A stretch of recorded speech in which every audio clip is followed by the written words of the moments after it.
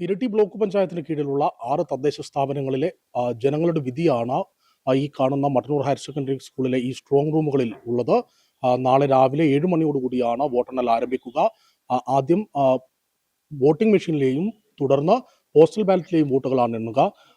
ഇന്നലെ തിരഞ്ഞെടുപ്പ് അവസാനിക്കുമ്പോൾ മിക്കയിടങ്ങളിലും സമയം കഴിഞ്ഞും പല വാർഡുകളിലും വോട്ടർമാരുടെ നീണ്ട ഒരു ക്യൂ കാണാനുണ്ടായിരുന്നു. എങ്കിലും അത് കൃത്യമായി എല്ലാ ക്യൂവിലുണ്ടായിരുന്ന എല്ലാ വോട്ടർമാർക്കും വോട്ട് ചെയ്യാനുള്ള അവസരം ഉൾപ്പെടെ ഒരുക്കിയിരുന്നു. അതൊക്കെ പൂർത്തിയാക്കി ഇന്നലെ രാത്രിയോടുകൂടിയാണ് വോട്ടിംഗ് മെഷീനുകൾ ഇത്തരം സ്ട്രോങ് റൂമിലേക്ക് മാറ്റിയത്.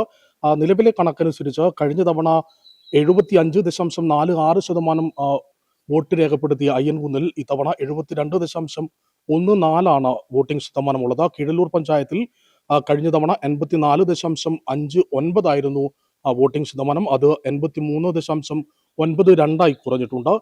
തില്ലങ്കരിയിൽ മാത്രമാണ് പേരിനെങ്കിലും ഒരല്പം വോട്ടിംഗ് ശതമാനത്തിൽ വർധനവുണ്ടായിരിക്കുന്നത്. തില്ലങ്കരിയിൽ കഴിഞ്ഞ തവണ 82.41 ആയിരുന്നു വോട്ടിംഗ് ശതമാനം. അത് 83.90 ഉയർന്നിട്ടുണ്ട്. കൂടാളി പഞ്ചായത്തിൽ 82.16 ആണ് കഴിഞ്ഞ തവണത്തെ പോളിംഗ് ശതമാനം. അത് 82.07 കുറഞ്ഞിട്ടുണ്ട്.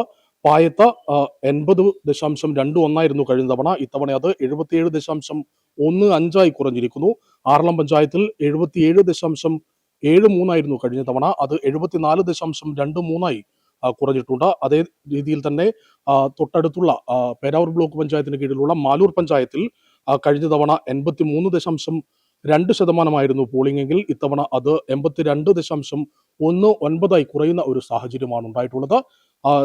ചെറിയ രീതിയിലാണെങ്കിലും ഒന്നൊഴികെ ഒരു പഞ്ചായത്ത് ഒഴികെ ബാക്കിയുള്ള എല്ലാ പഞ്ചായത്തുകളിലും പോളിംഗ് ശതമാനം കഴിഞ്ഞതിനേക്കാൾ ചെറിയൊരു രീതിയിൽ കുറവാണ് വന്നിരിക്കുന്നത്.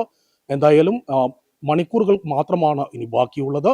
എന്താണ് ജനങ്ങളുടെ വിധി, ആരാണ്, ഏതൊക്കെ തദ്ദേശ സ്ഥാപനങ്ങൾ ആരൊക്കെയാണ് ഭരിക്കുക എന്നുൾപ്പെടെയുള്ള കാര്യങ്ങൾ നമുക്ക് രാവിലെയോടുകൂടി തന്നെ അറിയാൻ സാധിക്കും. മട്ടന്നൂരിൽ നിന്നും ക്യാമറമാൻ അരുൺ ജനാർദ്ദനൊപ്പം ജിസ്നേഷ് കാക്കര, ഗ്രാമിക ന്യൂസ്, മട്ടന്നൂർ.